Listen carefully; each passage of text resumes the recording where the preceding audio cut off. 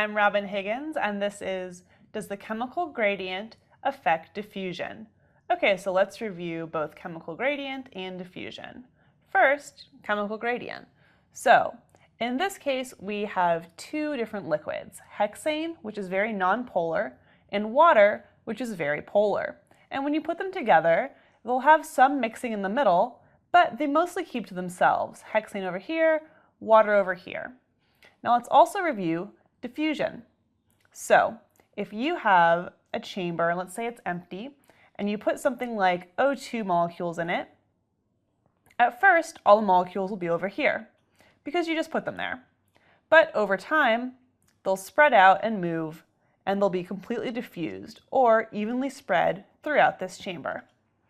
So now we have to look at whether or not having a chemical gradient would affect this process. So let's have two different molecules. Orange will be sodium chloride,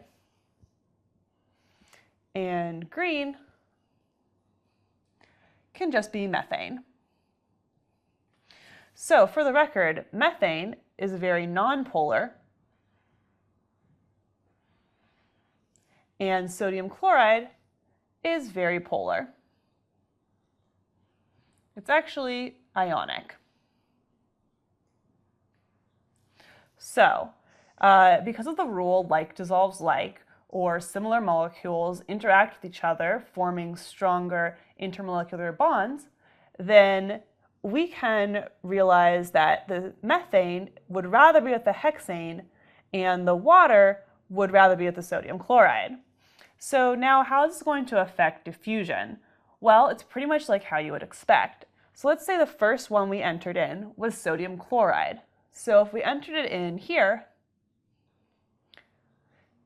it would disperse throughout the water just like it would disperse regularly, but it would really avoid that hexane.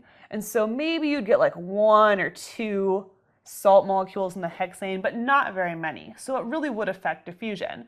And the exact opposite would happen for methane. So methane would really much rather be over here with hexane. Even if you enter it from the same port, after a while, it'll find its way over to hexane. And again, maybe there's 1 or 2 left over in the water, but this nonpolar molecule is really going to want to find its nonpolar solvent. I'm Robin Higgins, and this is How Does Chemical Diffusion Affected by a Chemical Gradient?